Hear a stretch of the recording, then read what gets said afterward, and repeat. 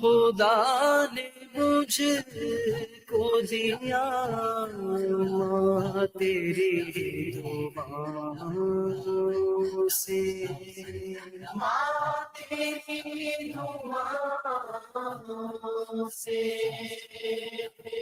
ملا ہے جو بھی ملا، ماں تیری دعاؤں سے، ماں تیری دعاؤں سے، ماں تیری دعاؤں سے،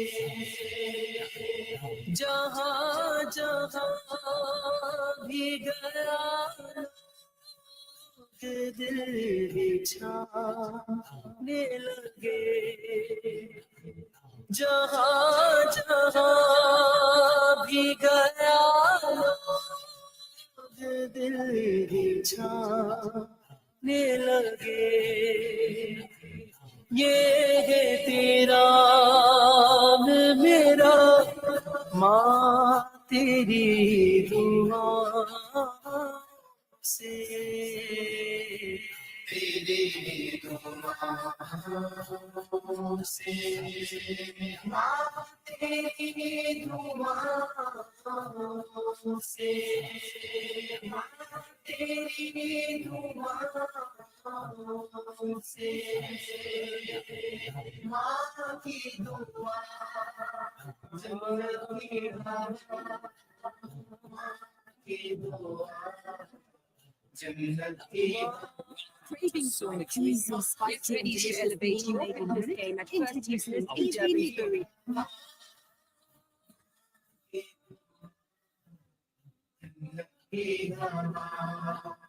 یہ کامیابیاں شہرت قدم قدم پہ ملی، یہ کامیابیاں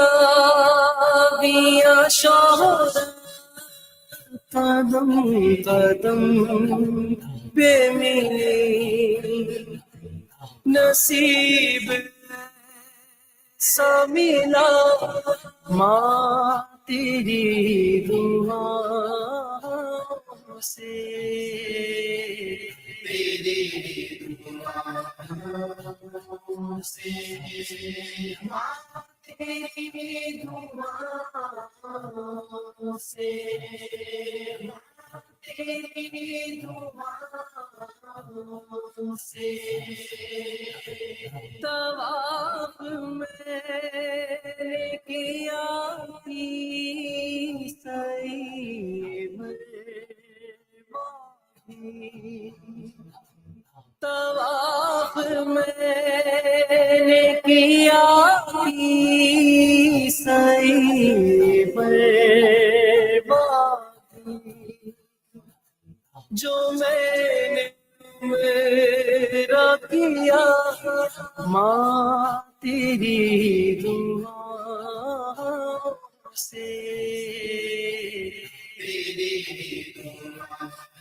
دعاؤں سے، ماں تیری دعاؤں سے، ماں تیری دعاؤں سے،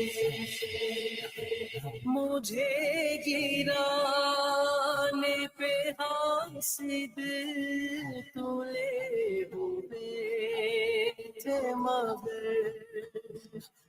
مجھے گرانے پہ حاسد تلے ہوئے تھے مگر، میں دشمنوں سے بچا ماں تیری دعاؤں سے، تیری دعاؤں سے، ماں تیری دعاؤں سے، तेरी दुआओं से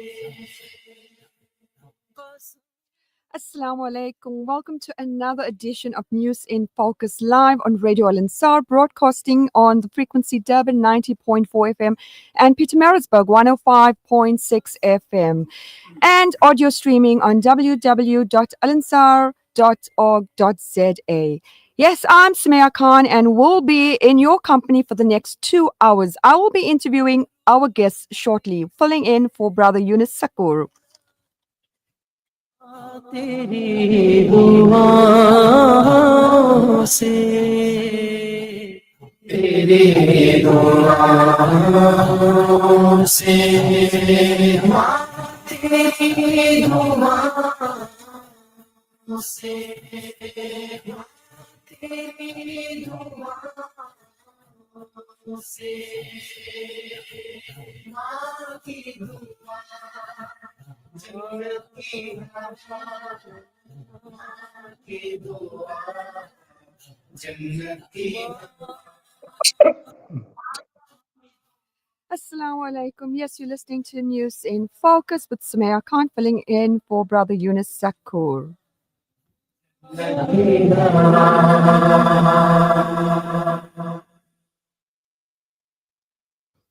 On tonight's show, we have Gaza's proposed peace plan, eThekwini municipality failing infrastructure way forward. Our guest on the show this evening is Cllr Mohammed Ismail, Secretary General, Active Citizens Coalition. Shahista Gaffoor, a community activist. Hassan Motala, economist. Hanif Hoosen, DA eThekwini mayoral candidate. Nasiha Soomar, executive of South Africa Palestinian Movement. And Ismail Moola, Global Summit Flotilla. Assalamu alaikum. We are linking up with Brother Hanif Hoosen. Assalamu alaikum wa rahmatullahi wa barakatuh. Shukran for the opportunity. It's great to be here again.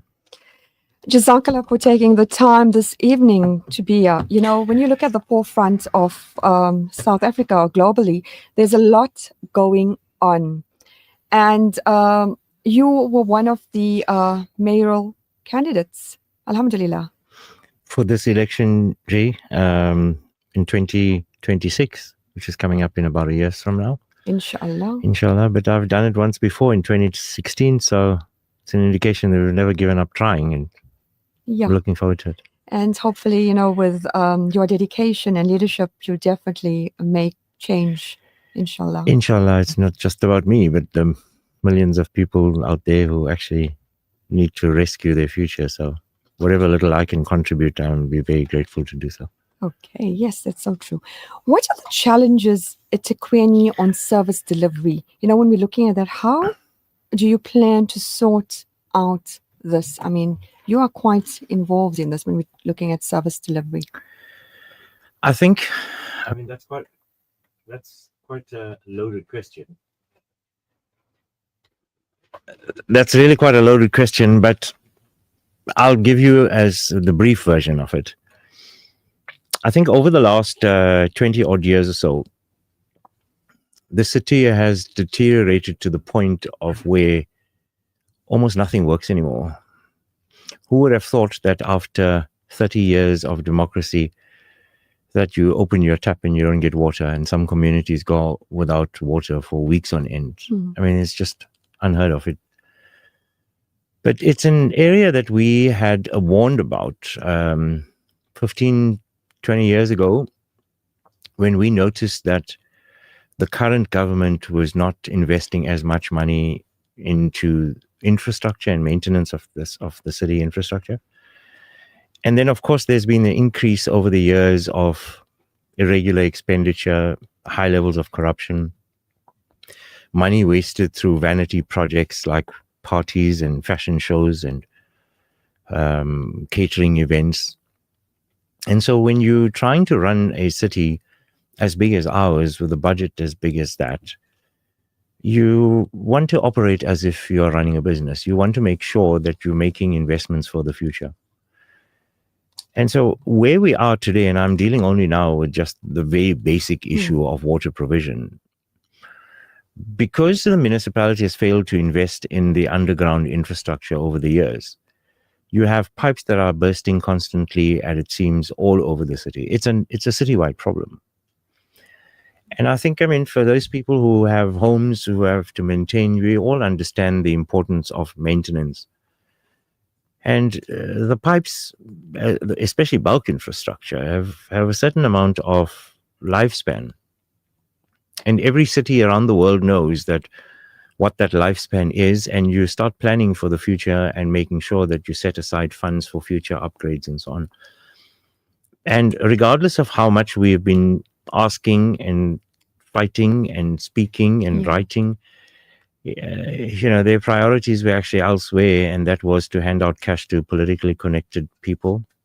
To give you one example, you spend 120 million rand a year on what is appeared to be a poverty alleviation program for people to clean up the streams, but go and look at our streams and see what a state they are in.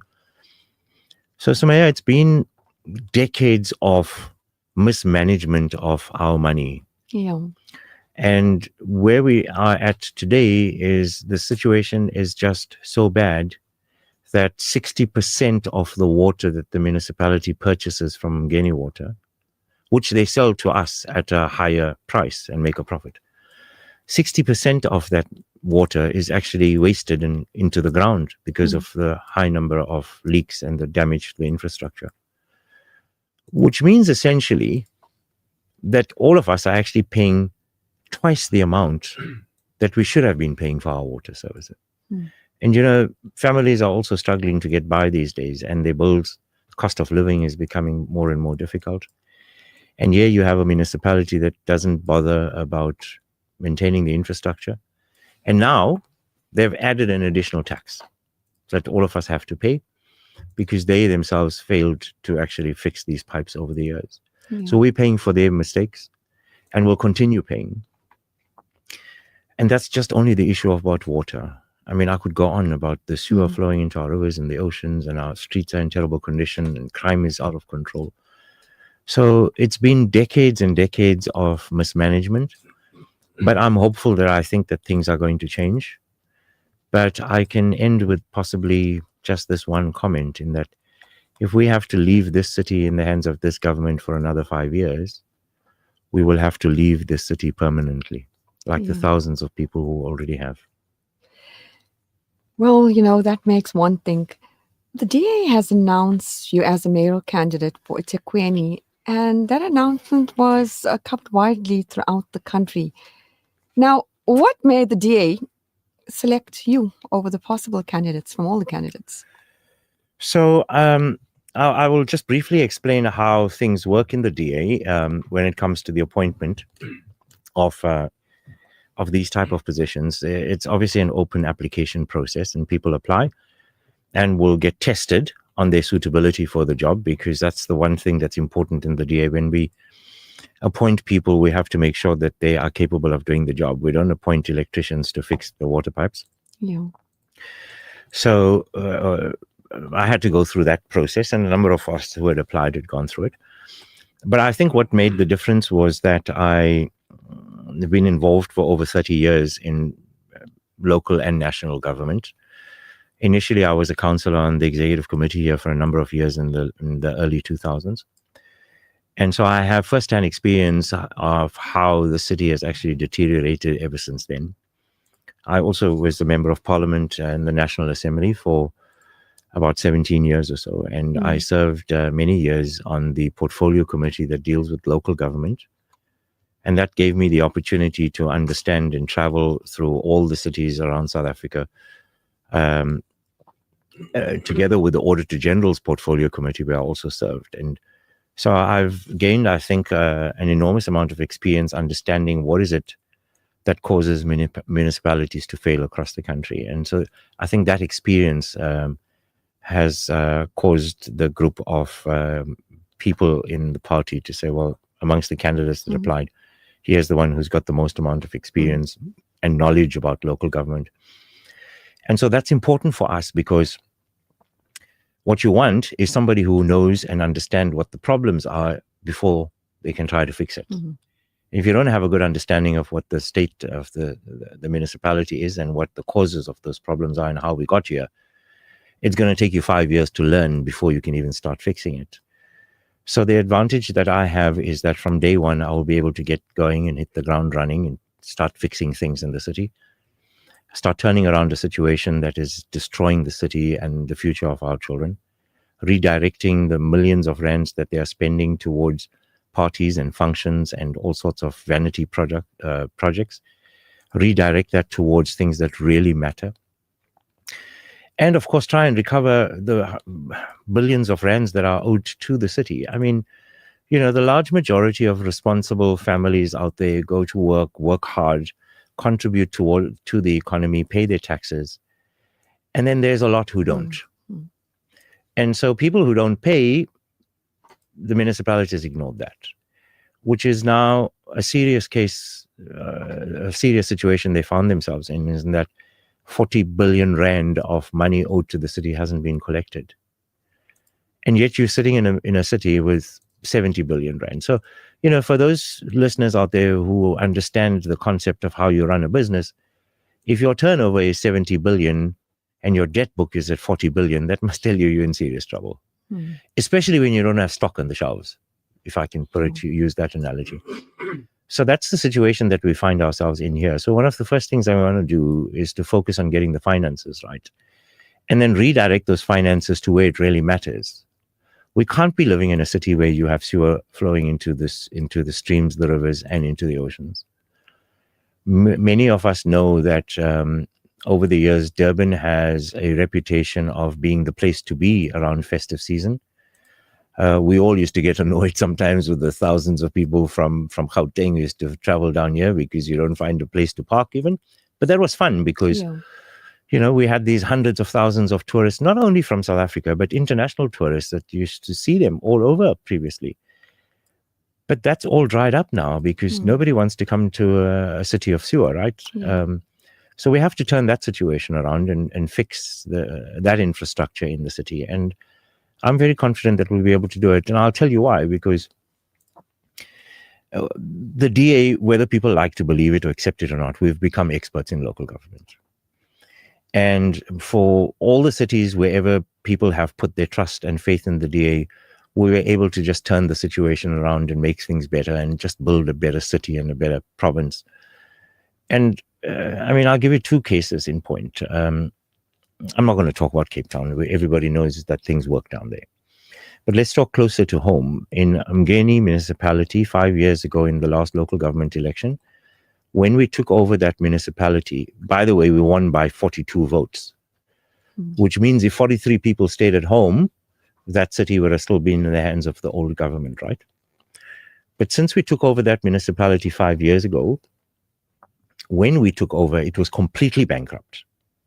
It was dysfunctional.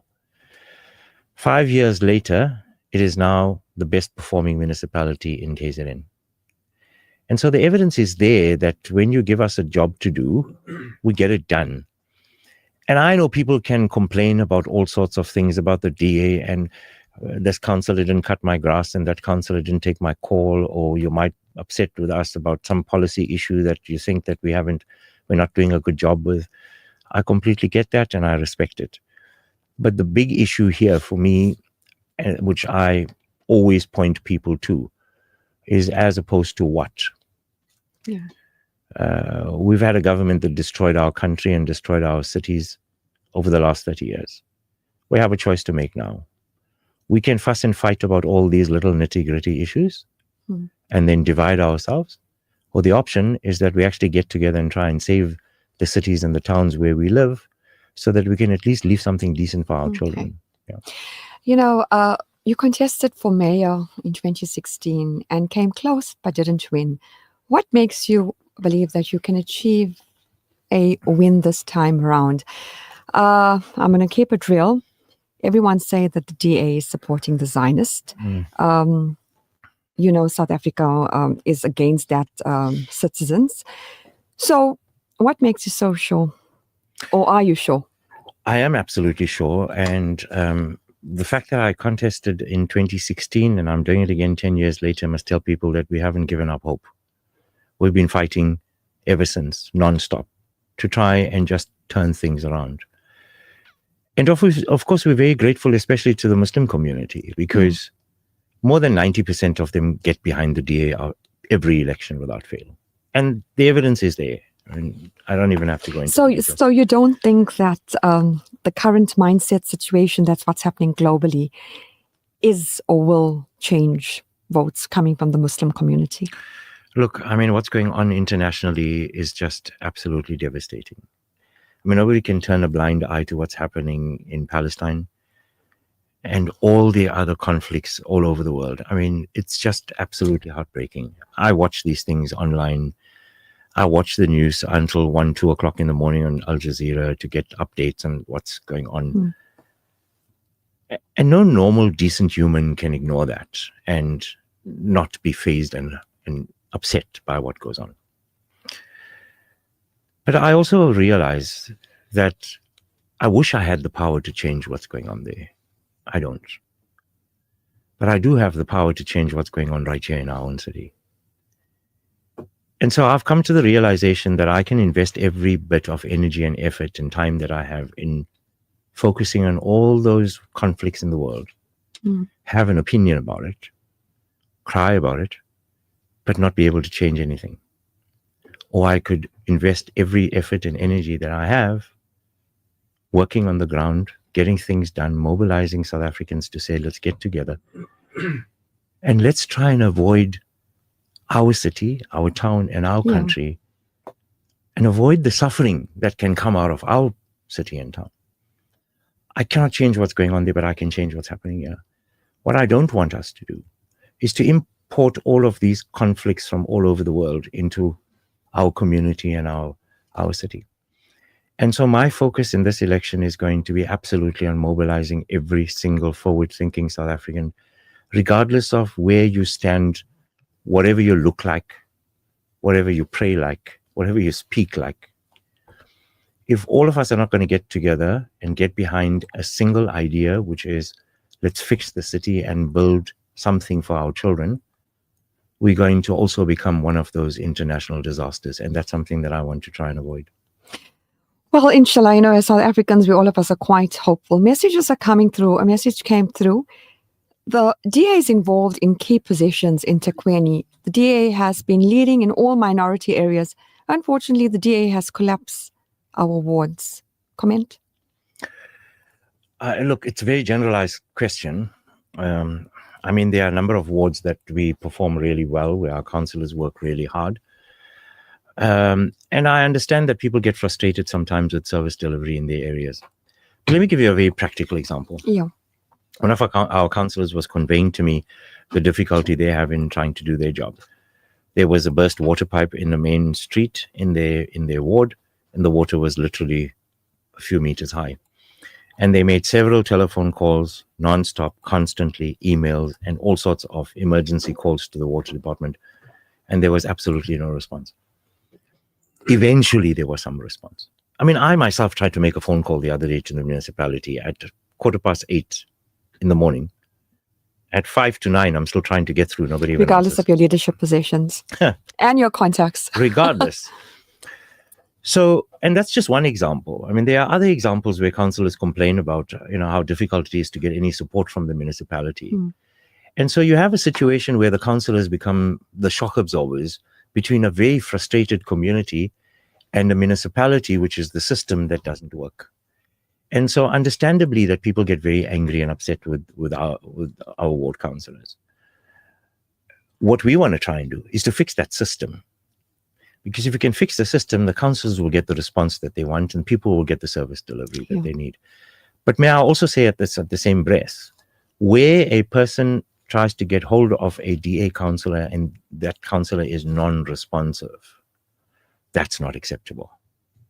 Where a councillor doesn't bother to respond to an email or a WhatsApp call or even return a call of a resident, that's not acceptable. And where that happens, we'd like to know about it so that we can try and correct it. Do you know, what are your other focus areas, especially like, when it comes to when you are elected as a mayor, and if you are? I think the first thing that we have to start with, for me, of course, the number one priority is getting the water right, because if we don't do that urgently, we're in serious trouble.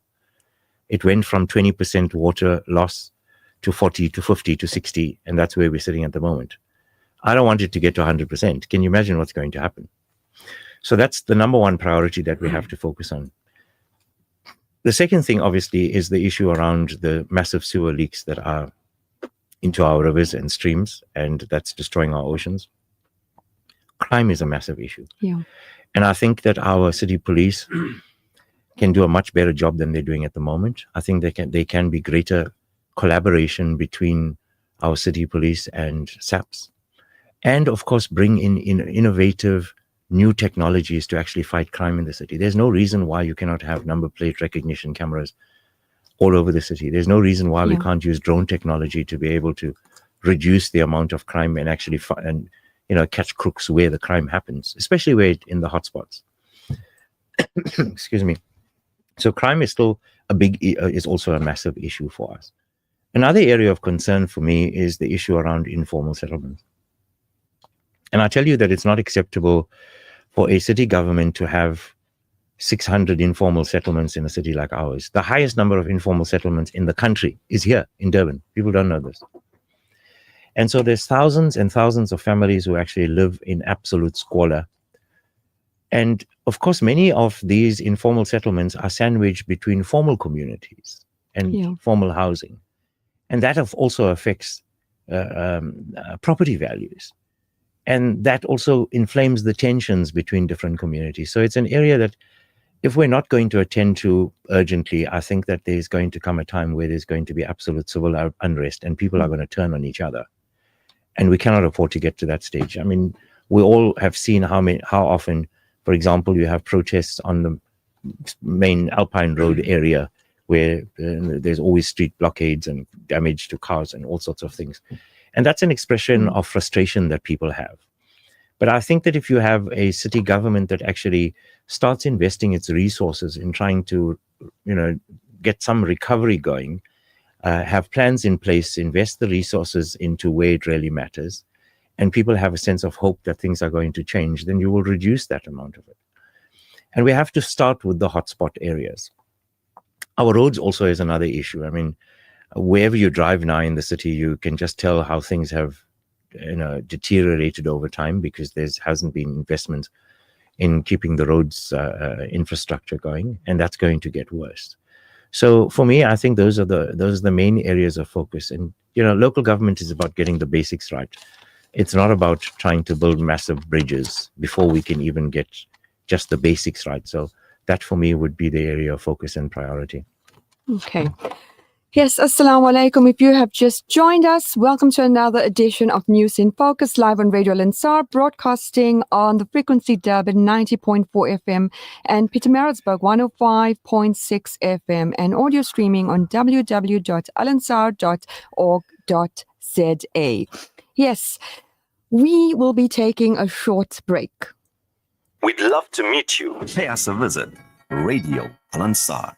Welcome to Simplex Radio. Visit our showroom for the full range of car audio. Our TV department carries top brands with quality LED panels, full HD to Ultra HD, and now the experience of Super Ultra HD. Visit our theater rooms and transform your home with brands like Onkyo, Integra, Denon, Boston Acoustics, Yamaha, and more for quality audio visual experience. Now available, full range of home appliances. A one-stop shopping experience. Call 031 306 4029 or Kenilworth Park, 202 Brickfield Road, Overport. Simplex Radio, the name you can trust. Craving for an easy, spicy and delicious meal made in minutes? Introducing Easy Mee Goreng, Korean-style instant noodles from Noodle King. This delicious, flavorful noodles is ready in minutes with a kick in every bite. Get your pack of Easy Mee Goreng at a retail store near you. Noodle King also boasts a whole variety of other delicious pantry must-haves. Look out for our brands at your favorite retail retail stores. Get ready to elevate your fitness game at First Fitness in Durban's Berea. With a spacious free weight area, award-winning equipment, and exclusive ladies-only parking and training level, we've got everything you need to crush your goals. Hit the ground running on our outdoor track or unleash your inner warrior in our MMA and boxing dungeon. Plus, enjoy high security and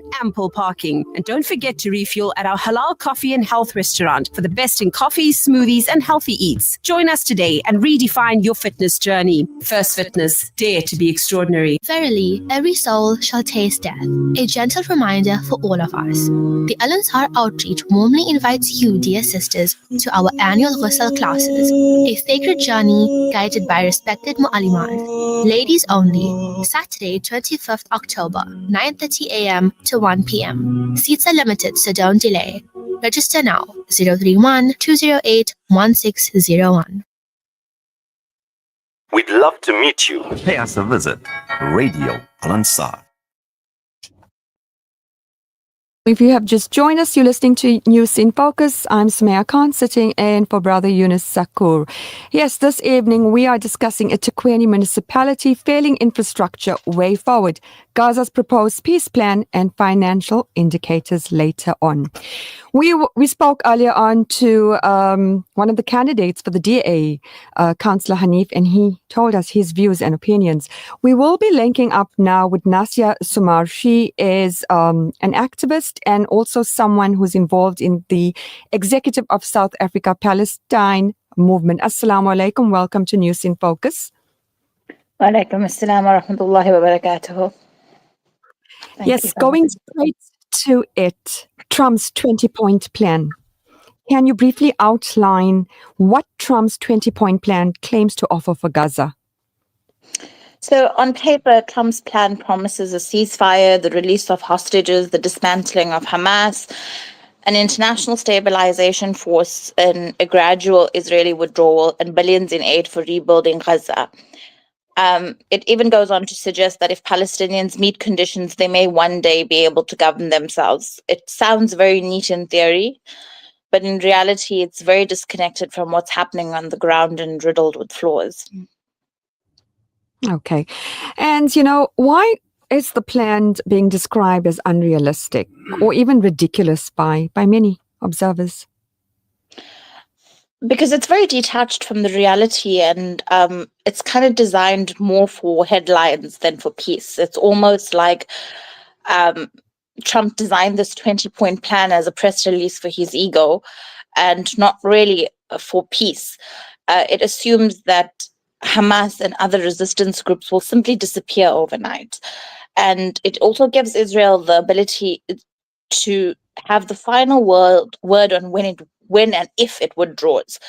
It also goes on to tie aid and food to political compliance instead of the urgent humanitarian need that Gaza needs at this moment in time. I mean, Gaza is starving, and the man is still using food and aid as a bait almost for the civilians. And it also places the future of Palestinians in the hands of Donald Trump.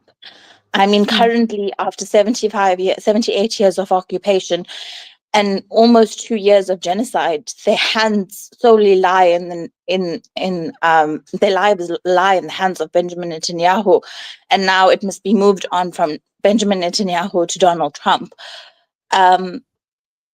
He says on paper, no one will be forced to leave Gaza, but in reality, families are being bombed in hospitals, in schools, in homes, and they reduce it to Hamas. But Hamas is not the only group in Gaza. We know now that there's many other resistance groups that make up the resistance and the axis of resistance in Gaza. And pretending that it's only Hamas and one faction allows them to ignore the truth completely. It also devoids the broader struggle of occupation, of an occupied people that are resisting occupation. So it's very problematic. Yeah. Many say Israel is supposed to gradually withdraw, but who decides when it's safe enough? And does the plan really end the occupation or just rebranding it? So the withdrawal that that is in his 20-point plan is conditional on Israel's security assessment. We all know that Zionist Israel is not reliable for their security assessment at this moment in time. Everything is but Hamas. So, which means Israel decides when and if ever that they want to leave. And we know that they don't want to leave. We know that they want the land. They've said it themselves. They've said they want the total annihilation of the people of Gaza. They've reduced them to human animals. We've all seen the hateful comments that have been spread by Zionist Israel. And this leaves the Palestinians and the Palestinians in Gaza particularly waiting indefinitely while Israel maintains control under the skies of safety, which is not liberation. And I think the resistance groups were very clear from the beginning. It's liberation or death. And if Israel decides when it's safe to leave, it's not withdrawal. That's occupation. That's wearing another uniform, Donald Trump's uniform. Do you know, as South Africans, why would you say it's so important, especially us in Durban? Let's start here, specifically to take a stance on Palestine. South Africans know the meaning of apartheid, and not only that we know the meaning of apartheid. I think that we forget how much why Nelson Mandela said that we aren't free until Palestine is free, and we don't have complete freedom, because during apartheid the closest ally of the apartheid government was Israel. The closest supporter and supplier of weaponry was Israel. So in actual sense, we are fighting the occupier that used to once occupy our lands as well, by fighting and standing up for Palestine. And we also know the power of international solidarity, because it helped end our own oppression. Durban has always been the city of activism, from anti-apartheid marches to today's Palestine solidarity actions. And to stand with Gaza is to say never again for anyone, anywhere. Yeah. Nasiha, Jazakallah so much for linking up with us and telling us what's really going on. Shukran. That was Sister Nasiha Soomar, and she was telling us what's happening right now with the 20-point plan, to which Trump's proposed. We will also be linking up with Brother Ismail Moola. Assalamu alaikum. Wa alaikum salam wa rahmatullahi wa barakatuh, Sumaya. Jazakallah for having us on your show. We know and we understand that the plight of the Palestinians is very close to the heart of our people. So once again, Jazakallah for having us. Getting straight to it, the update of Flotilla, possible scenarios happening right now. I know on my way coming to studio, messages were coming in that there are fleets of ships out there. They don't know what's going on. So, Trump's again 20-point plan, and what's really happening right now currently?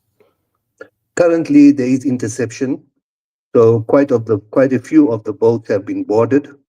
The tactic is that we lose all communication. So we are in unknown territory. So the last reports we've heard, as you mentioned, is the boats were approaching them, and some of the boats were being boarded, and all communication has been lost. So, the reality is that we expected this, because they were in a red zone. And if there was no interception tonight, technically they would have reached the shores of Gaza tomorrow morning. So we knew this was either a make or a break event. We are hoping that we've got 500 people on these boats. We have over 40 boats, so it's a huge task. And we are hopeful that it is done in a way that it is peaceful, and there's no loss of life, there's no injuries. So for us, yes, we are very proud that we've been able to mobilize so many people and so many boats, but we are in very unknown territory here. Previously, we had 1 boat, 2 boats, maximum 3 boats, and it was very easy for the Zionists then to come and overpower the boats. And remember, in terms of our procedures, we are ordinary citizens. We have no military background, so we're not trained to fight. We do non-violence training, and that means that when the boats are boarded, we are subservient. So you would have seen the pictures from previous attacks. Our people are subservient, and they just remain calm. So it's a big night tonight. Very big night. I think throughout the world, everyone's concern is the safety of all the human rights activists, the individuals, as you said, citizens. They're just ordinary people who are there, for humanitarian cause. Their lives, will they be safe? Will they be bombed? Where it's going? What's going to happen? We don't know. We don't know. And remember, the Zionist regime is merciless. So it hasn't stopped at bombing humanitarian aid. Previously, it hasn't stopped at bombing hospitals. It hasn't stopped at bombing hospitals. So, anything is possible. Anything is possible. So that's the latest update about the flotilla and fleet of ships. That's what's happening right now. So we just need to follow our social media and see what's really going to happen. But from your side as Palestine Solidarity Alliance, what do you feel that's going to happen? Because you know the history. Well, what normally happens, remember, we are part of the Freedom Flotilla Coalition, and we've been doing this from 2008. And we've been sailing boats to break the siege unsuccessfully. The reality is that in all our instances, as I mentioned to you earlier, we had 2 or 3 boats. And the procedure is that they board those boats and then they take us to Ashdod, and then some are released immediately and some are locked up for a period of 2 or 3 days.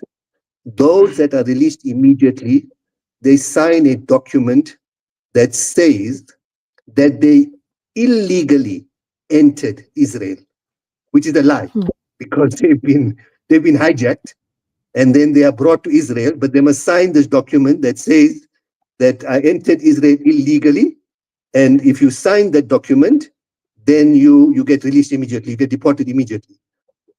Those that don't sign that document will go to a prison and spend about 2 or 3 days there, appear before a court, and then be released. So we don't prescribe to our participants what they must do. It's their call. Those that are comfortable with wanting to leave instantaneously, we are happy with that. Those that want to stay and go through the process of incarceration, again, it's their choice, and we are happy with that. But what is really shocking here is the impunity of the Zionist regime in terms of international law, and the fact that there is no accountability for what it does. And we have almost 47 countries that are represented, yet sadly, it's showing them the finger. Well, Jazakallah so much, Brother Ismail Moola, for giving us that update. And inshallah, hopefully next week you can give us another update of what's the outcome. We just have to pray, make dua, and be positive. And doing this and going there, we knew it could go either way. Absolutely. And all our participants are very well aware of the risks. We don't mince our words when we take them on board. But also what I would like to do is just let our viewers know that they can join our virtual boat to show our solidarity and our support, not only to our brave South Africans, but to all our participants. They can go to this website, www.boattogaza.com, and register there as a virtual passenger. We have over 3,000 people on that boat at the moment, alhamdulillah, but we need more. Jazakallah for having us. Assalamu alaikum wa rahmatullahi wa barakatuh. Wa alaikum salam. That was Brother Ismail Moola. Yes, he gave us an update of what's happening currently. Yes, you are listening to News in Focus with Sumaya Khan, sitting in for Brother Yunus Sakur. Inshallah, when we come back, we will continue. This segment is brought to you by Kenfield Auto, your RMI approved service and repair specialist. 236 Brickfield Road, Overport. Kenfield Auto. بسم الله الرحمن الرحيم ربنا ظلمنا أنفسنا وإن لم تغفر لنا وترحمنا لنكونن من الخاسرين. Car won't start. Kenfield Auto. Noisy brakes. Kenfield Auto. Due for a service. Kenfield Auto. Kenfield Auto, the answer to all your car problems. Your service and repair specialist for your VW, Audi, Suzuki, Toyota, or just about any vehicle. Kenfield Auto, your RMI and insurance approved workshop to handle them all. 236 Brickfield Road, Overport. Call us on 031 207 2399. Kenfield Auto. Joburg, the ultimate family experience is happening. The Al-Ansar Lakewood Festival. 5 days of food, comedy, shopping, giveaways, a kids fun zone, plus paddle and soccer tournaments. Join us at the Lakewood Conference Centre in Omonde, October 2nd till the 6th from 10 a.m. till late. Come with your family. Leave with unforgettable memories.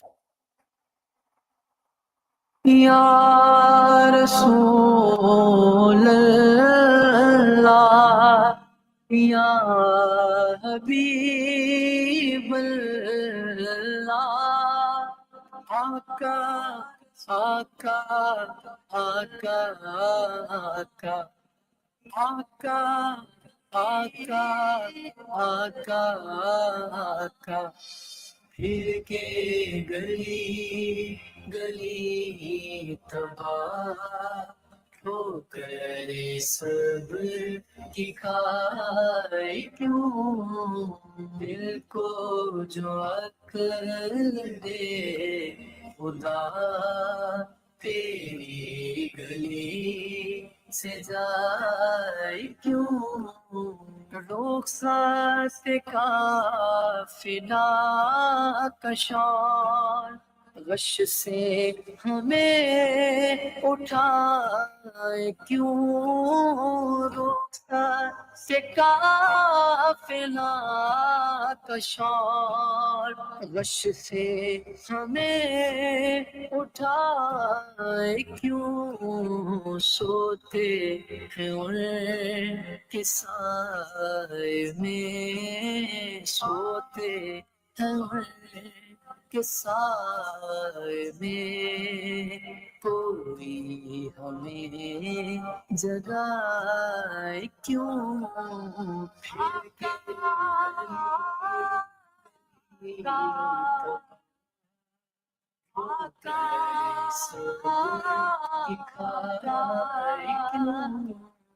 دل کو جو عقل دے خدا تیری گلی سے جائے کیوں یاد حضور کی قسم غفلت عیش ہے ستم یاد حضور کی قسم غفلت عیش ہے ستم خوب ہے قید غم میں ہم خوب ہے قید غم میں ہم کوئی ہمیں چھڑائے کیوں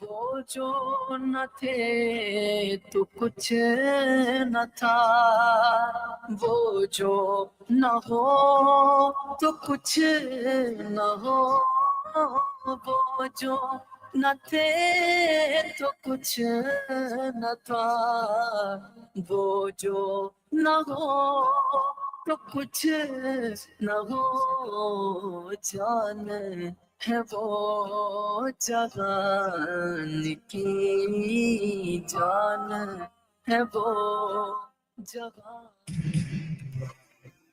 An informative Islamic global perspective. This is Al-Ansar News. Making news this hour, the 1st of October. The news from Durban 90.4 FM, Pietermaritzburg 105.6 FM. Madlanga Commission hearing is postponed due to illness of Crime Intelligence Chief America Monina. The Madlanga Commission of Inquiry had to be postponed today after Crime Intelligence Chief Dumisani Khumalo fell ill before taking the stand to continue testifying. Commission spokesperson Jeremy Michael says a decision on whether proceedings will resume tomorrow will be announced subsequently. Khumalo has been given an evidence on alleged links between businessman Vusikat Motala and Brown Mokotsi, and also suspended Police Minister Hassan. Jeremy Michaels of the Commission says the hearing was scheduled to start at 9:30 a.m. earlier today, but General Khumalo is not feeling well, and as such, Justice Madlanga has taken the decision to adjourn for the day instead. Jeremy Michaels has this to say. So firstly, Justice Madlanga resumed the hearings at 9:30, but General Khumalo is feeling unwell.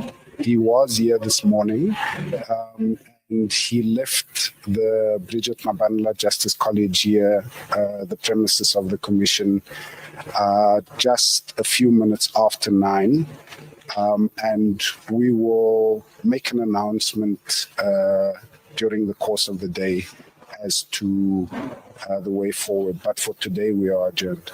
More news now. A 2-year-old girl has died after drowning in a swimming pool in Durban's Umbilo area. Paramedics say they were called to their home earlier today. Paramedic spokesperson Gareth Jameson says paramedics, upon arrival at the scene, they found relatives and community members performing resuscitation efforts on a little girl approximately 2 years of age. Paramedics took over the resuscitation efforts, however, the child did not survive. Jameson says events leading to the incident is unknown, however, the police are investigating. Moving on to other news now, the Office of the Tax Ombudsman has released a worrying report into the hijacking of SARS e-filing profiles. Ombudsman found that fraudsters are exploiting weaknesses in the system, leaving both individuals and tax practitioners vulnerable. The Ombudsman has been investigating cases of profile compromise for over a year now, following numerous complaints since 2021. The Office of the Tax Ombudsman has raised alarm over a surge in SARS e-filing profile hijackings targeting taxpayers and practitioners. It says fraudsters are gaining unauthorized access to accounts, changing banking details and redirecting tax refunds into their own pockets, while many fraudulent claims fall below 10,000 rands mark. Some are as high as 100,000 rands. The Ombudsman blames weak authentication, poor communication and slow fraud detection at SARS, warning that some cases may even involve insiders. It recommends stronger biometric verification, tighter refund checks, two-factor authentication, and also fast account recovery.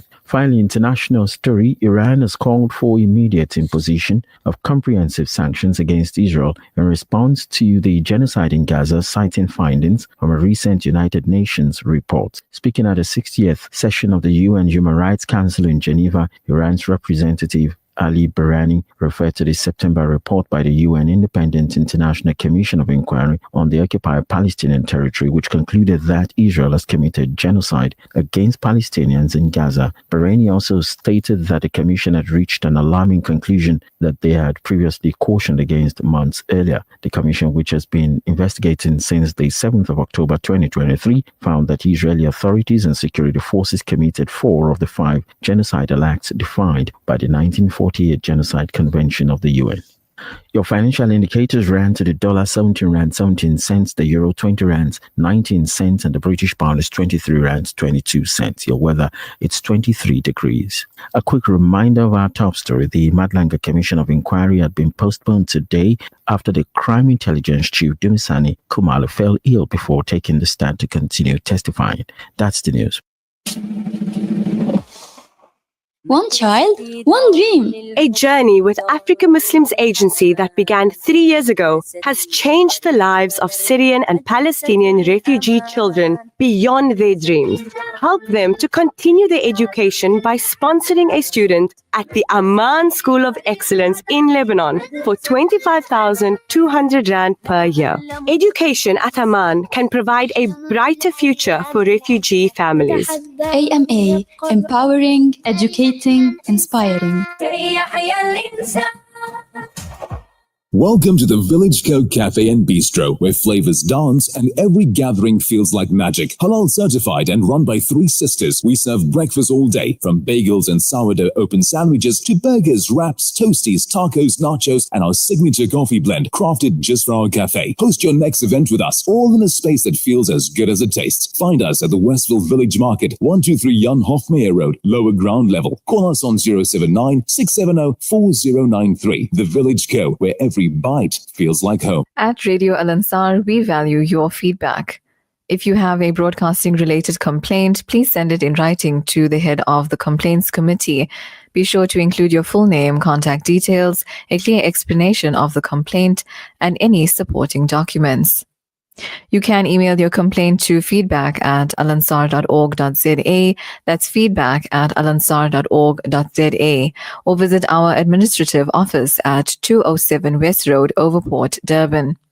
Your voice matters to us. Ladies, get ready to bedazzle. Join us October 30th, 10 a.m. to 12 p.m. for a high tea live broadcast at the Al Ansar Conference Center. Celebrating 5 years of Urban Women with me, Razia Rangwich. 100 Rand gets you fun, goodie bags, giveaways, cook-offs, chance to win a TV. And what's a celebration without cake? Grab your tickets at the Al Ansar shop now. Radio Al Ansar, Durban, 90.4 FM. Peter Maritzburg, 105.6 FM. Assalamu alaikum. Yes, welcome back to another edition of News in Focus live on Radio Al Ansar, broadcasting on the frequency of Durban 90.4 FM and PMB 105.6 FM, and audio streaming on www.alansar.org.za. Yes, I'm Sumaya Khan, filling in for Brother Yunus Sakur. So I hope you all will join me for the next hour. We had Nasiha Soomar and we had Ismail Moola, who gave us an update what's happening right now in Gaza. Well, let's go back to eThekwini municipality failing infrastructure way forward. Our guest in studio, Hanif Hoosen, the DA eThekwini mayoral candidate. We chatted to him earlier and we are not done with him. And Shahista Gaffoor, our community activist, Hassan Motala, Economist manager, Ismail Moola, Global Summit Flotilla. We chatted to him earlier.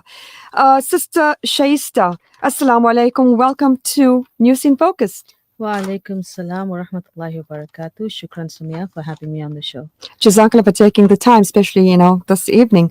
Yes. Going straight to it, what are the infrastructure challenges that are currently being experienced?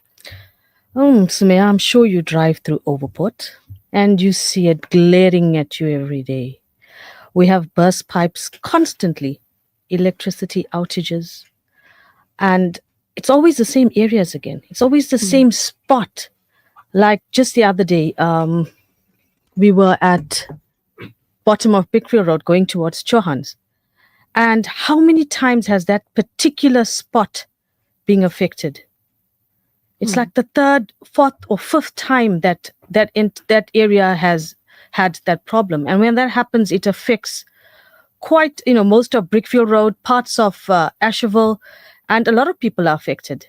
Yeah. And what happens is the municipality is now taking forever. Their service delivery is totally inconsistent. At one stage, they responded so quickly, and now you're waiting for about 6-7 hours for them to even send through a plumber.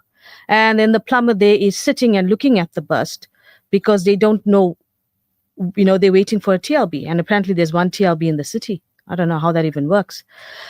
But, you've got 5 or 6 hours and water's gushing. They do send out the guys to close the valves, but most of the time the water is still gushing, even after that. Like the recent, the burst, we were there on site, and the poor plumbers were working with the water flowing. They had no choice because they couldn't turn off all the valves.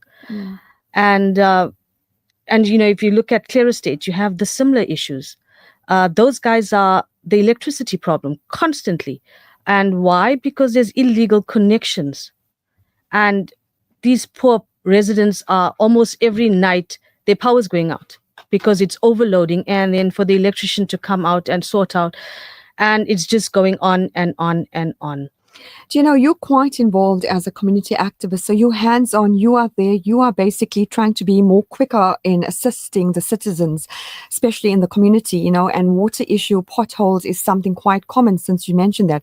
So what are the common complaints that you are receiving from residents? Well, recently, and I think because of the influx in vagrancy, which we spoke about the last time we were around, there's meters that are every day, somebody's meters are being stolen, and it's just for a small piece of copper.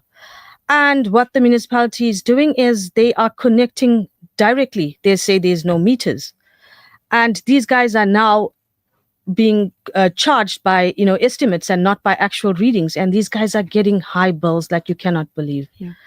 And I think that's been a constant problem in the last few months. They own copper pipes within their yard, but mostly, when it has to do with the municipality, it takes forever to actually get a meter going. Some people are waiting for years for their meters to be replaced. And at one stage, the municipality wasn't even coming out. You're getting a private plumber to just connect directly because, water's gushing, you don't have water. Yeah. And so that's one of the major complaints. And potholes. Forever, somebody's tires are being damaged. There's trenches being dug. And we had I think I spoke about the last time, and it was only recently fixed, where we had a hole on Clayton Road, 2 by 1.5 meter hole deep. And they fixed a burst pipe there, but they just never backfilled. And we begged and we begged and we begged. I think just the other day, it was just filled up and just called Made Safe, where they just fill up with some stones and still not tarred. And it's a huge patch that's there. And when they do something, it's not properly done. There's either big dips in them where the car still can't drive and their cars are getting damaged. It's just a constant problem at the moment. Do you know, looking at infrastructure, let's go to Cllr Mohammed Ismail, Secretary General, Active Citizen Coalitions.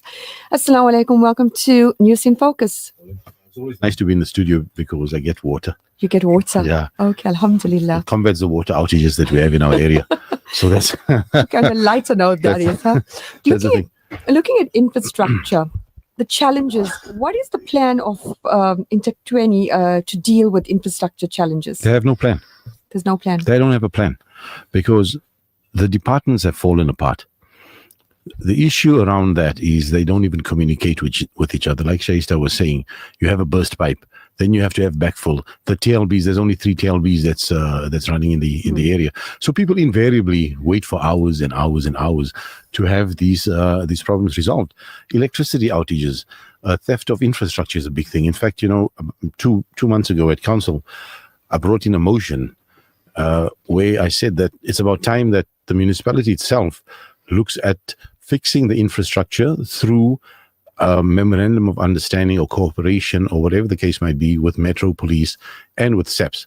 And they also need to put in a structure in place where they immediately investigate the theft of infrastructure and find ways of combating it, because there is none of that. Because about a year earlier, we put in Section 27 questions asking the same thing. And the answer was shocking, that there isn't anything that is tangible where they can deal with these issues on theft of infrastructure. I mean, look at this. Look at Ward 31. Look at Ward 25. Cllr Estate has fallen apart. It's absolutely shocking. So hopefully in the next administration, or whoever it's going to be, whether the DA is there or the ANC or whoever it might be, would be, I think, able enough to look at these things. And that brings me to the point of wasteful expenditure. when the report came to council, not this week, last month, about 1 billion rand over 3 years, wasteful expenditure. And if you look at the report, it tells you what the departments are spending on. There's no accountability, and how many of these executive directors or people responsible for that is being brought to book. So you're getting away with money that's being wasted where it can be redirected into fixing the infrastructure. I mean, you're looking at an expansion of communities where you had smaller communities in the past that were catered for.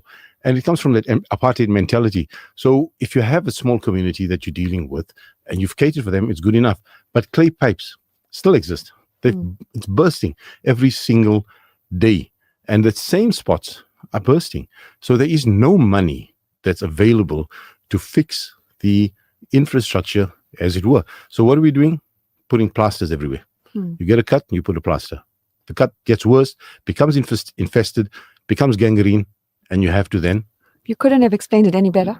So that's what it is. So how do we fix our house? You know, I was listening to that talk earlier when they were talking about Trump and his 20-point plan, and that, you know, you should first fix his own country that's steeped in racism and violence and all of that thing. But if you unpack it, and if you look at South Africa, and if you look at Durban itself, we have those issues. We have issues of violence, crime, infrastructure, racial tension, and all of that. In fact, we're in a state where we are looking at apartheid in reverse. Exactly. And that's shocking. That's shocking. And jobs for pals. In any, take one department in the municipality, for example. How effective is it? Right? People in there might have a degree, but do they know how to run the committee or the department, for example? It's not happening. And it's shocking. We have vagrancy, big issue. Community doesn't participate when you say, please don't give campaign. And we spoke about it in our last show. You have homelessness. You have Durban that has, I think, well, almost 600 homeless, informal settlements. And it's increasing by the day. 600. It's about 580, whatever. I've got all the names and areas. It's shocking. But this is just Durban. That's only Durban, the eThekwini municipality. And it's putting strain on the infrastructure. It's putting strain on finances and a whole lot of other things. And then you have theft of electricity. And then you have increased bills. You have rates that's going up all the time. But how much of that money is being reinvested into communities? Why is it that roads has been the same that's been for the last 10 years or 15 years since I've been in Durban here? Why is it not changing? Why is it not improving? Why are response times so slow? Yeah. So those are the things that we need to look at. And it's going to take not even the next administration, but the administration after that, if we're lucky enough to fix these issues. And you have to have good people in there to fix it, people who are knowledgeable enough to fix that. So those are the things that need to be unpacked. And, you know, in the old days, we had a thing, we used to chant the slogan, Aluta Continua. Yeah. The struggle hasn't stopped. The struggle changed and has become even more challenging now than ever before. So all those promises that were made by the ANC those years ago, what has happened to it? They've enriched themselves. And it's a fact. Exactly. Well, you know, Shahista, going back to that, how effectively is the municipality handling issues that are reported on the ground? You know, they very inconsistent.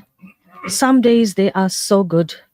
It's like they get up, okay, no, I'm going to fix the leaks today. Oh, quick. And you report it, and within an hour, they're out there. And then there's some days where like, I don't feel like doing this, and they take forever to get to.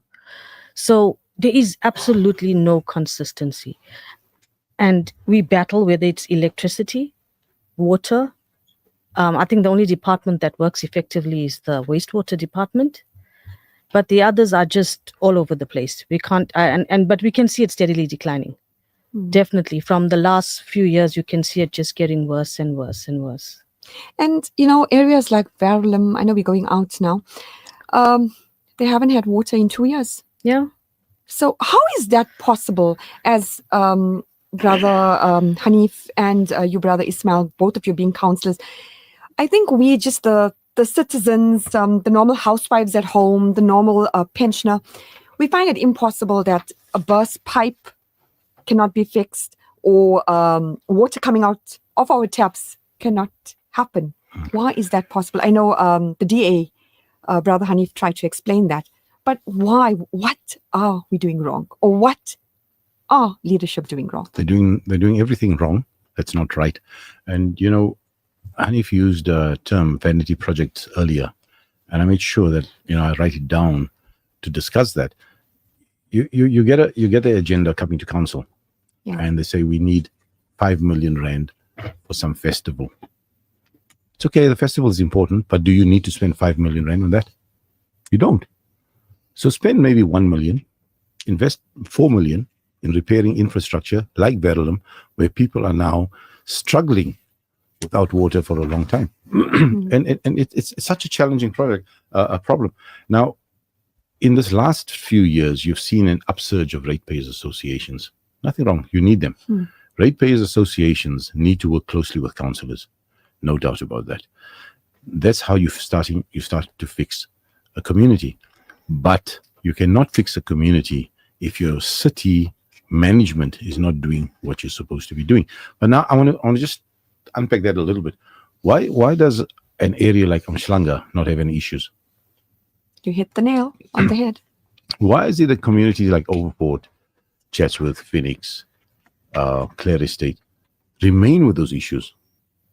Now, the city will tell you by 2030, we want this to be the best city in the world. You can't go to the beaches. You can't swim in feces. Yeah. Right? You can't survive on water tankers coming into your community all the time. The situation is easy to fix, but they have lost focus. Absolutely lost focus. And then the blame comes back to the councillors. And admittedly, there are many councillors who don't do the job. And there are many who also do the job. I'm a PR councillor. I do what I have to do. But it's first the ward councillor who must address these problems. And then they need to work together with the PR councillor and fix these matters. So again, it goes back to management. It goes back to poor financial management more than anything else. And these problems are easy to fix. What would you say, Councillor Hanif? Are they easy to fix? They are easy to fix if you just apply just basic business principles and simple logic. They're difficult to fix if you have a political leadership that does not have the political will, and if you have incompetent officials, which is the problem in this municipality.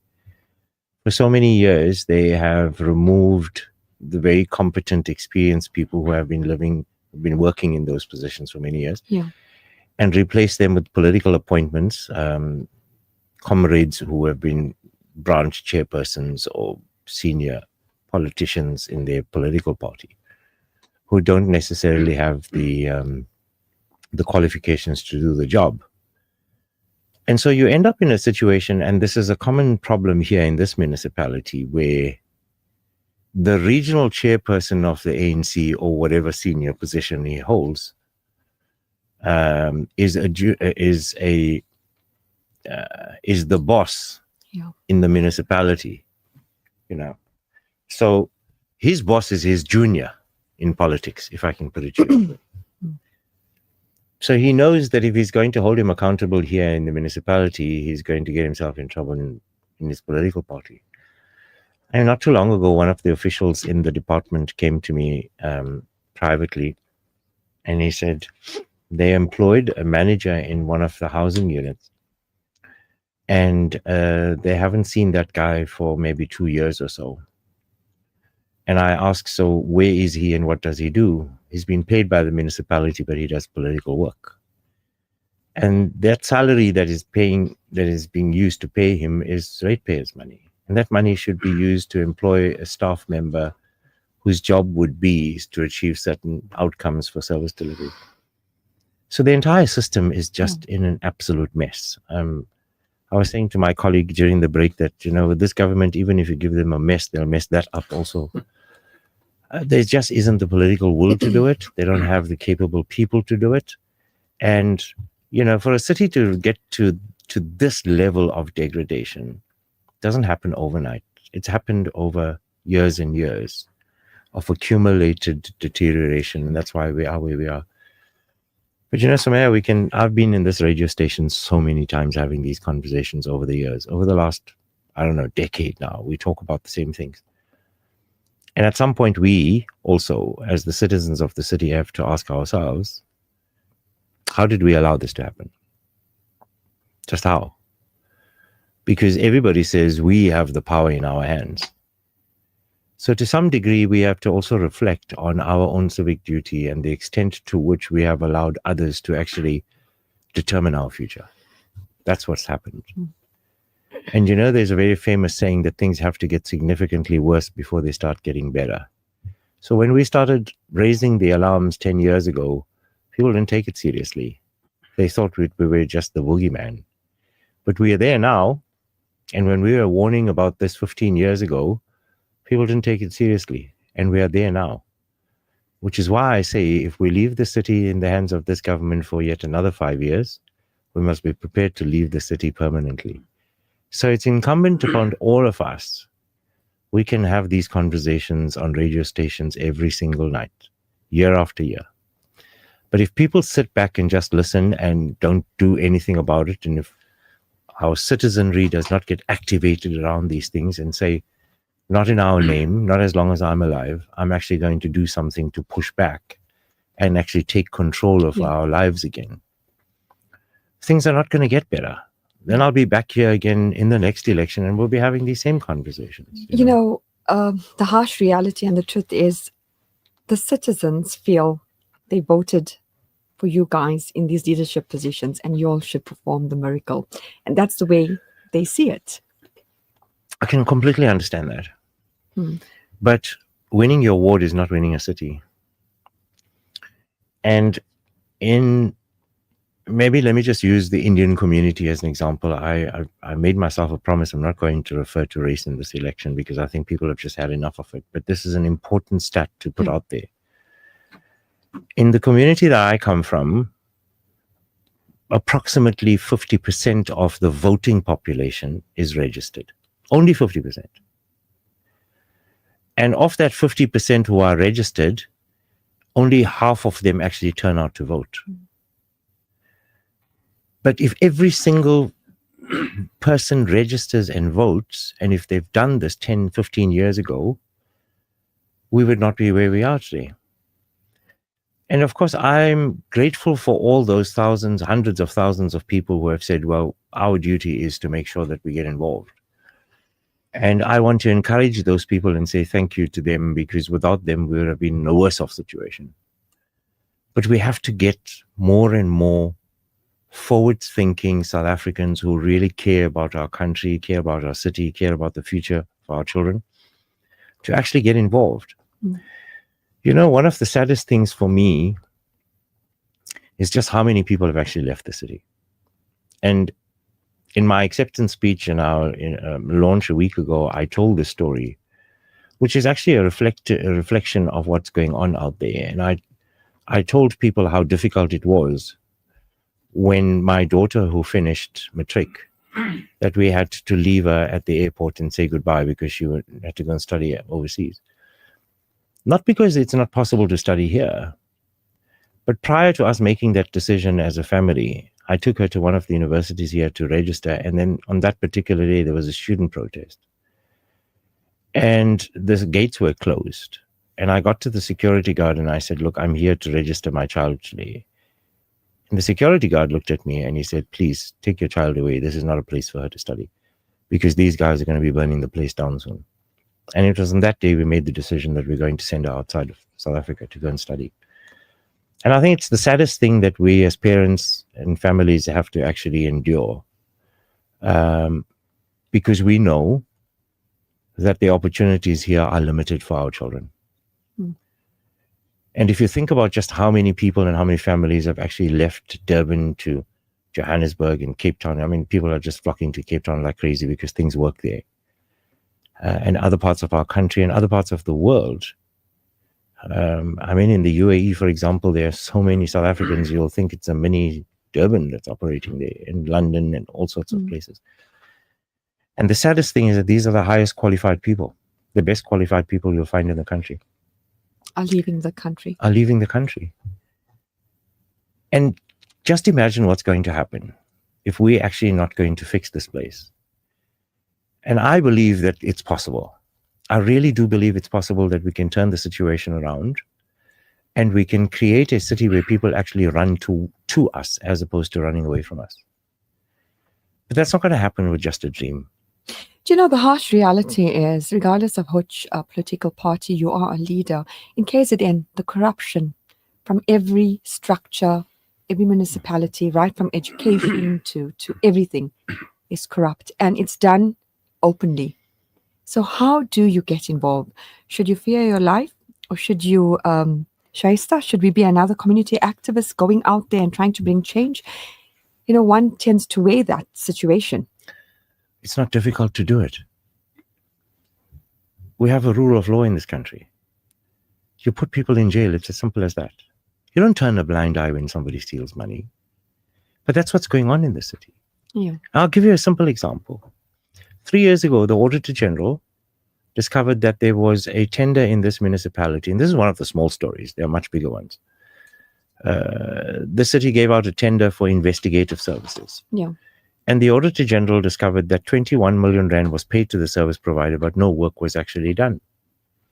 And so the Auditor General instructed that the city must take steps to get the money back.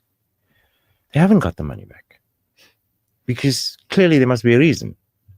So how do you have a situation where you have an entire municipality, you have councillors, you've got the mayor, you've got the city manager, you've got all of these officials whose responsibility it is to take care of our interests. And you have the Auditor General, a Chapter 9 constitutional institution that's saying, 21 million rand of the money is gone. Can you do something to get it back? 3 years later, they haven't recovered that money. And there must be a reason for it. And that somebody who's received that money has obviously paid it out to somebody else. Corruption has become institutionalized in our country to the extent that even the ruling party has lost control of what's going on. They themselves cannot control their own comrades, and they know that. It is completely institutionalized. And so it's a cancer that has actually infested the entire body, that it doesn't even deserve to be in ICU. It deserves to be in the cemetery. That's the I only love way can that put it. saying. Shahista, Hassan, Motala, Ismail, Councillor, we're going to use that quote. That's your second quote. Second quote. Shahista, you know, you being a community activist, do you think service delivery is improving? I mean, you said it no, but overall, moving away from the water. Inconsistent. I can't tell you yes and I can't tell you no, because some days, as I said, they're so good and some days they're not. They're just all over the place. It's sad, actually. It's sad that we have to now wait for hours and hours and days sometime for something to happen that could have happened overnight. And you have almost certain that these plumbers are working in cahoots. I think all of them are all subcontract. I don't know how it actually works. But the guys, you have about 4 to 5 shifts where previously something like that would get fixed in about 2 to 3 hours. Now you're waiting more than 24 hours for it to get done. And you've got 3 different sets or 4 different sets of plumbers that are coming, all getting paid. And the poor residents have to suffer. We just have to wait for the tankers, wait for something to happen, wait for somebody to go have a look and, update them, because nobody knows what's happening. The plumbers themselves sometimes don't know what's happening. Councillor Ismail. Yeah, you can share that laugh with us. Because it's the truth. Yeah. You know, departments like plumbing don't have stock. Why is it that they don't have stock? It goes to theft. It goes to other things. We did an oversight about 2 years ago to one of the workshops here in Springfield. There's vehicles that's in the garage there for an extended period of time. There's no parts. There's no tires. No license either. And what is being done now? I just want to touch on to what my colleague said earlier, and I just want to bring in the issue of affirmative action. How has affirmative action helped South Africa? We've seen an exodus of skilled people, and they're doing great. They're doing good jobs in other countries when we should have them here? Why is it that we have a police service that there is maybe 120,000 policemen or feet on the ground, but you have an exponential expansion of private security companies? There's, at any given time, there's like 400,000 personnel. There's feet on the ground. So what are we doing wrong? So how does affirmative action help? eThekwini, and I'm going to address my colleague Hanif here. eThekwini needs a good business strategy. They need good business people to run departments. And a municipality needs to be run as a business. And that's where you make money. And that's how you fix the problems. So if you tell me, Councillor Ismail, here's 2 million rand for you to fix Ward 31, I'll fix Ward 31 easily, because I know what the problems are and what's needed where. So why would you need 2 shifts of plumbers to fix a burst pipe? And why do people have to stay without water for days, for 48 hours, for example? Or even longer. 2 weeks, 3 weeks. And it's unfortunate. It's sad. And it's not only happening in Durban. Johannesburg is not any better. Especially when you look at the sickly, the pensioners, that's quite sad. And they have no joy. Since we're on the topic of corruption, Brother Hassan Motala, cost of corruption and impact on South Africa, especially the revelation of Tembisa Hospital saga. Sorry, Isabel. If you look at South Africa over the last 15 years or so, we've sort of evolved or become into a mafia state. Yeah. If you look at it, colleagues earlier spoke about corruption becoming institutionalized. So if you look across the board, whether it's Johannesburg, whether it's eThekwini, Northwest, there's various municipalities across South Africa where corruption has become endemic and part and parcel of the system. And it's not only municipalities, it's across major institutions across the country. Whether it was Eskom, whether it was Transnet, you looked at most of the Department of Health we're just talking about now. Tembisa Hospital is one example of that. So it has become institutionalized across the board, and it's something that it is difficult to turn things like that around. It is very difficult because, firstly, there's a factor of fear. Let's look at Tembisa. Tembisa, one hospital alone, had 3 major syndicates and 6 junior syndicates, just raping and taking away, using the hospital's coffers as a personal ATM, effectively speaking.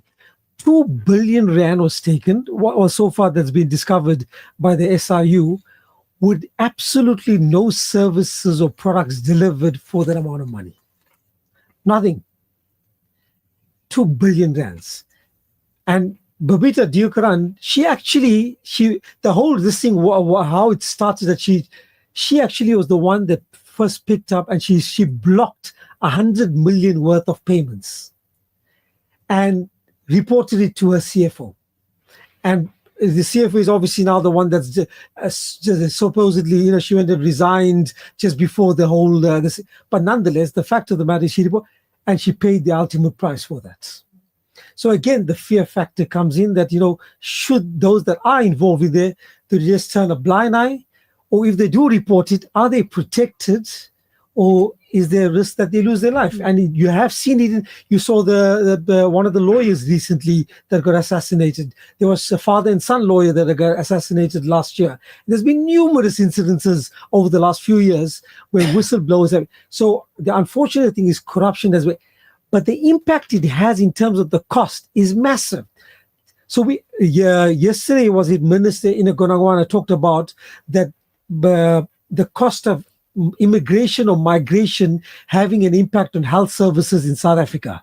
And he talked about that, it's draining our resources. The fact of the matter is corruption is draining our resources in this country.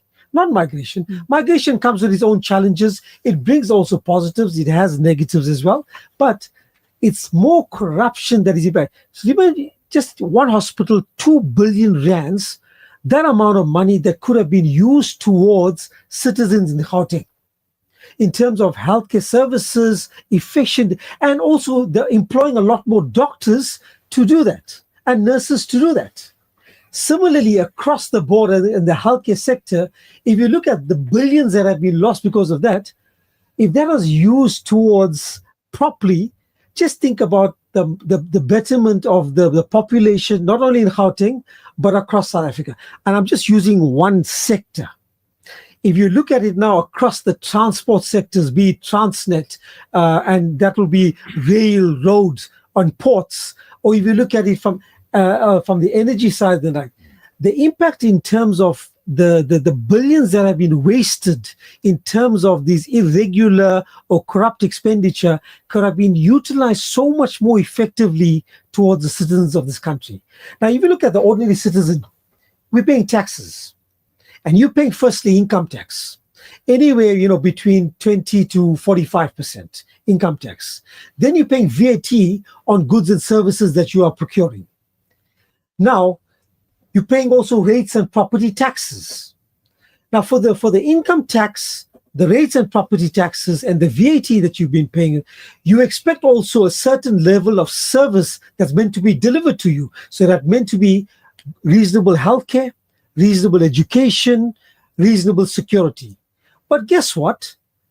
Across those three areas, a big part of the if you look at the taxpayer population, which is about 7 odd million people, they're having to pay for the services outside of their taxes. So you're paying for medical aid because you cannot rely on the public healthcare to service you properly for your health service. So it's an additional tax, and I put in inverted commas, that you're paying because you're paying for medical aid. And that's an expensive cost as well. You're paying for security. My brother earlier talked about the fact that there's 400,000 security personnel at any point in time relative to the police service. There are multiple of what the police service is on the ground. The fact is you have now to pay for this because security has become such an issue. You're now paying for security. Again, an additional cost. Thirdly, education. Many people now don't send their kids to the public schools. They're sending them to Model C or private schools.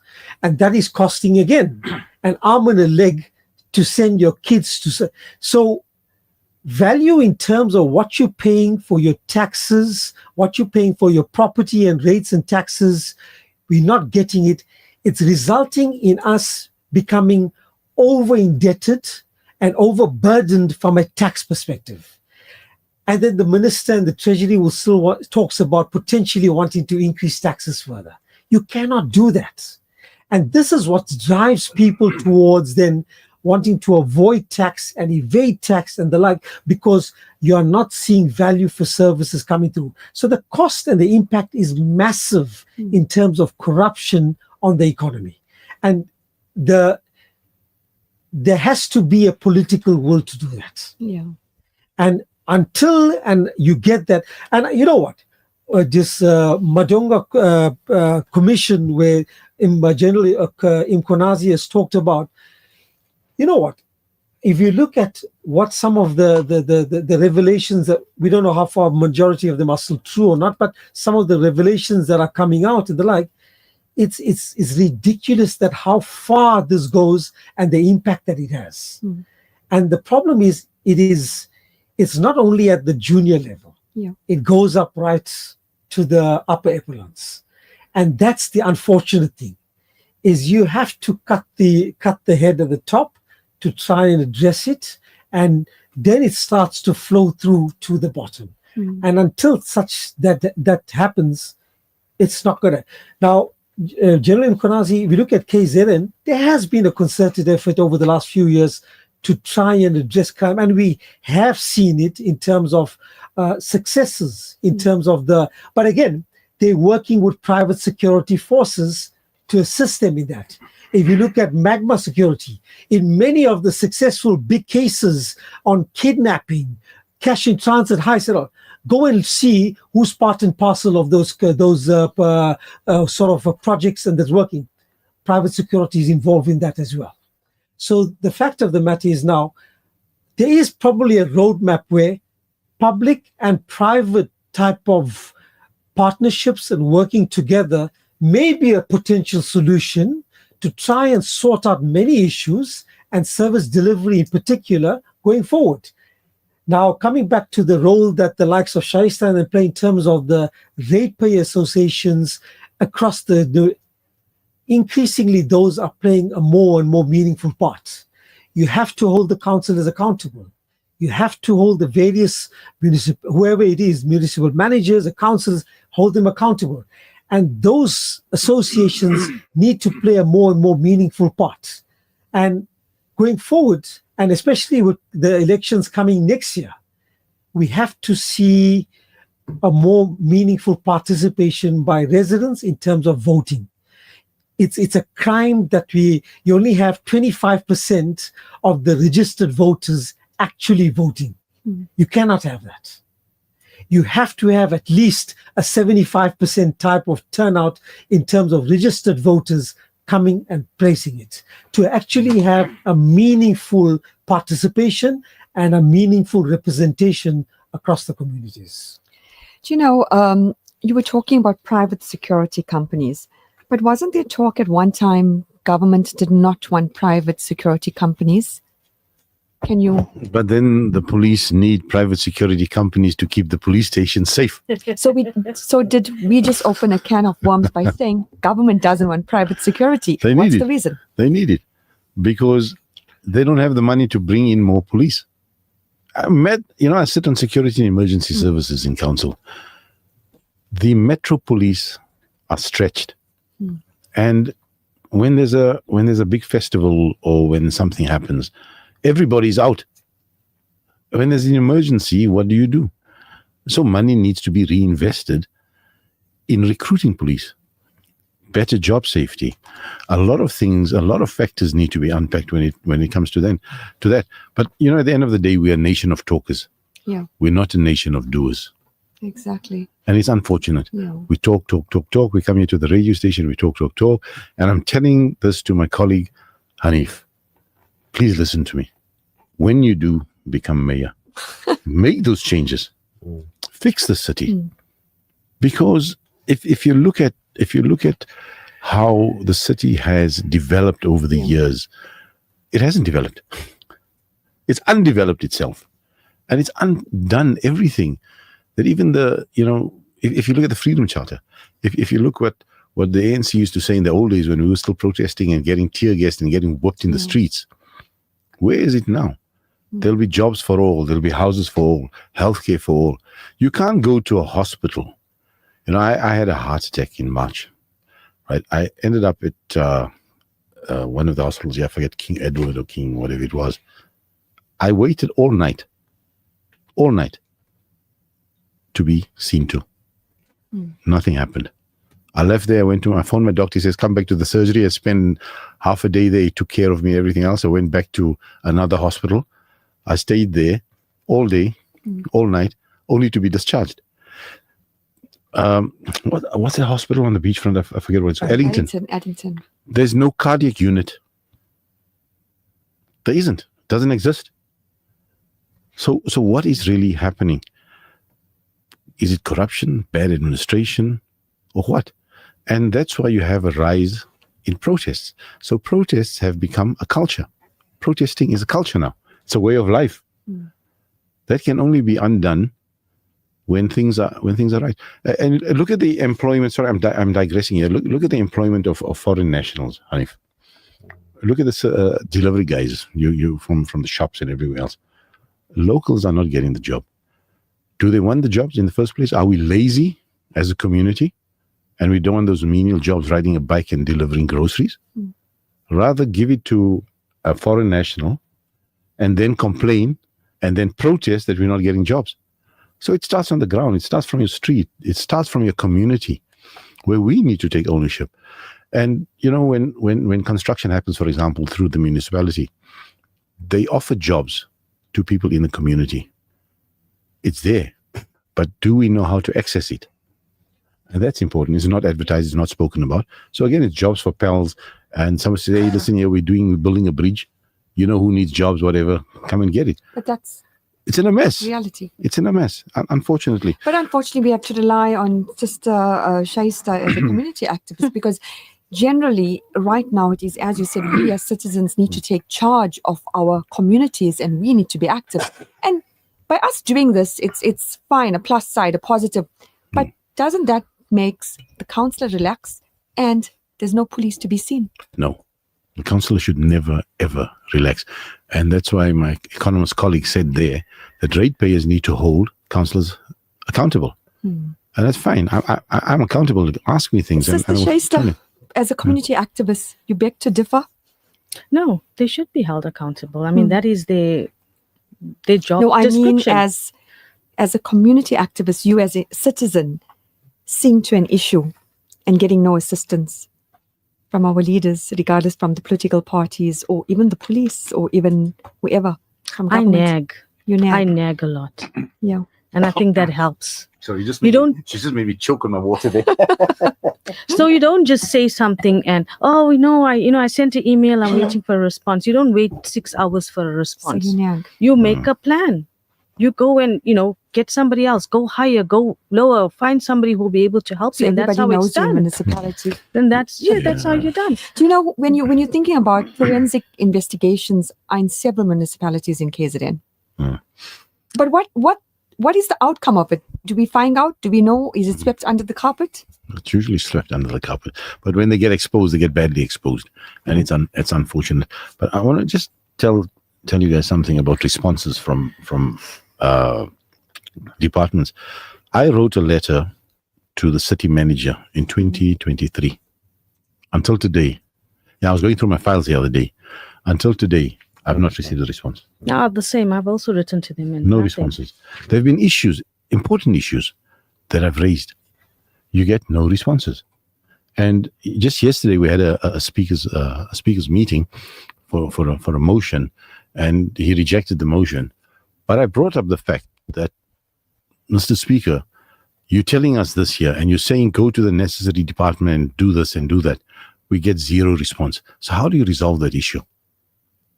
How do you resolve it? He says, no, the Speaker's office is here and we will assist you. I wrote to the Speaker on 2 or 3 occasions. What has he done? Zero. So how do we fix this? Well, it comes down, as I said, to political will. When you have, any institution has a system. And if the system doesn't work, there has to be accountability for that. Yeah. And it starts from the head of that institution. This institution, Al-Ansar, for example, is run by a group of people. It's run well. And I think that there is an institutional culture here that says, if you don't do what's supposed to be done, there are going to be consequences for your actions. And that's where the weakness lies. Well, you touched on a valid point. That no more happens. So I want to tell you a true story, right? I won't mention the city. The mayor there was an Indian mayor. And they say how you can operate when you're an Indian business and everything else, right? We know those stories. Mr. Mayor to be, just listen to this, right? And he fixed his city. He fixed his town. And he used to tell his heads of department, he says, listen, if you guys are going to make money from a project, make money. I have no problem with that. That's a true story. But fix the roads, fix this, fix that. And things were getting fixed. I thought you said don't steal everything, steal some. No, but they're going to steal. So but that was that was the reality of it. They were making money here and there, wherever they were making money, but things were getting done. But I hope we don't do that going forward. There's only one way to fix a problem, and that's the right way. Do you know, so we all of us share one common goal, and as each one of us sitting here, it starts with the head. How do we sort the head out? That's the question. That's the question. So I think when you are mayor, how do we sort the head out? Well, they say the fish rots from the head. If people want a new head, they're going to have to vote for it. Yes, that's how it works. And lots of people say when you're voting, we're getting the T-shirts, we're getting the food hampers and everything. And after that, nothing happens. Nobody but follows again, through. Exactly. Right. You're on the ground as a community activist and you're fully aware. Well, let's go to Brother Hassan. Motala, update on financial indicators, markets in the last few weeks. Sure. I think, look, year to date, we've had, firstly, on the financial side, in terms of markets, South Africa has been relatively strong, actually. So the stock market's actually close to record highs, but it's been on the back of, I think, globally, you've had stock markets have been pretty strong, but South Africa in particular has benefited a lot from the strong mining sector during this past year. Gold in particular is hitting levels we've never seen in a long time. I mean, gold, because of what's happening globally, the around geopolitics and those type of issues, gold is now hitting record levels, but it benefits South Africa to some extent, but at the same time, also other precious metals like platinum, palladium, and even other metals as well are also soaring very strongly. So South Africa has benefited in terms of the stock market during this period. On the other hand, however, the SA economy is still tough. So if you look at it in terms of GDP growth and the like, the economy is growing through okay, but still below 1%. And it's not the level where we need to be in terms of addressing unemployment. For example, I mean, numbers came out this week, 230,000 jobs were lost during the second quarter in the formal sector. Now, the fact of the matter is, while we're growing, there is still challenges in many areas of the economy. And with these tariffs that are currently being implemented by the US against South Africa, which is 30%, until such time, which I see Minister Park Star was talking about, they're hoping now that they will have an agreement sorted out, shortly. We don't know when is shortly, but if it happens, it'll probably reduce it hopefully to 15%, but it still has an impact. But it impacts certain sectors and it impacts certain cities and provinces in particular. We're fortunate we're not in the firing line as KZN in that particular area, but the likes of the Eastern Cape gets impacted very badly because of the motor sector, and also the citrus sector and the agricultural sector also gets impacted by that. So that is potentially still challenges we're facing over the next 6 months because of the impact of those tariffs if they remain at the 30% level. On the other hand, we've had a stronger rand. You remember not too long ago, the rand was sitting at 19 rands. Today, we're at 17 rand 20. So it benefits us firstly in terms of our transport costs. Many of us would have seen over the last 6 months, our fuel bill has been coming down. We're paying a lot less now per litre of petrol than what we were paying 6 months ago, which benefits us. And it benefits us not only just in terms of our direct cost, but it feeds through in terms of inflation across the board. So inflation has come a bit under control. The area of concern still for inflation is in certain food areas. Many of us who eat beef would have noted beef costs are up 30% in the last 4 to 6 months. And that's been on the back of a foot and mouth disease that has taken place in this country, particularly in Northern Natal. So some of our communities there, like the Newcastle and those areas, have been impacted, but also parts of Gauteng as well. So unfortunately, red meat and particularly beef prices have shot up, but things such as chicken has been relatively affordable, and I think you will see more of a shift towards that type of protein, because of pricing that has changed quite a bit. So I think net, we are seeing slowly South Africa is chugging along. We're showing some levels of growth. We've had the benefit of a stronger rand, which is impacting us in terms of lowering our cost of imports like oil and those type of commodities. But at the same time, the economy is still tough in certain areas in terms of the manufacturing sector, the retail sector, because those are being impacted by things such as tariffs and other areas as well. The public sector remains a big challenge. And that's because our budget is constrained in the sense that the budget expenditure hasn't been reined in. And you're still spending a significant amount towards the wage bill and very little being used towards infrastructure in those areas. Now, that's why I highlighted earlier that this public and private partnerships will become increasingly play a bigger part. You've seen it in Eskom. When last have we seen load shedding? It's been a long time. And there's been a relatively stable supply in terms of electricity throughout the country. Yes, we talked about certain areas don't have sometimes electricity and whatever for certain, but by and large, it's been a positive, and that impacts positively in terms of small and medium enterprise businesses. So they are seeing some benefit from that. Secondly, we're seeing a slow turnaround in terms of the ports and the rail. Rails, all of a sudden, slowly, there's been an increase in terms of volumes on the cargo side, and also rail in terms of passenger rail is slowly picking up. And we need that to happen because our roads are taking a beating.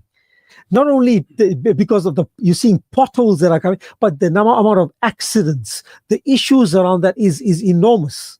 So you need rail to come through strongly. It takes the pressure off the road, and at the same time, the cost of also doing business gets lowered as well. And then lastly, our ports. Our ports, it's a slow turnaround. Unfortunately, we hold one of the worst sort of rankings in terms of ports. The World Bank came out last week in terms of our rankings.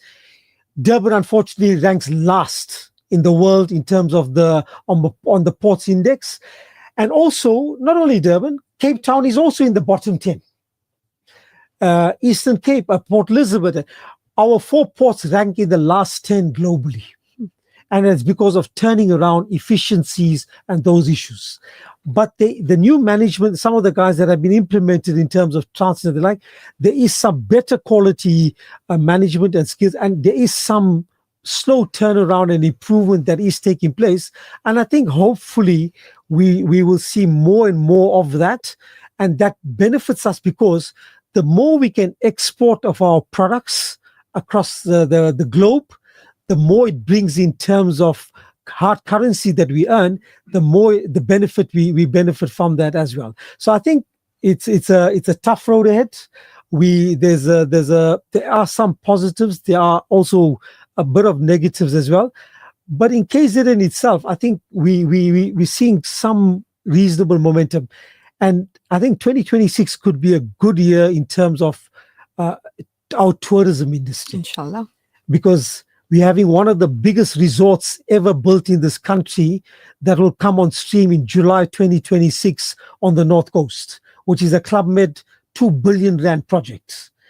And that hopefully starts to attract a lot more tourists into our province, but sort out the beaches first.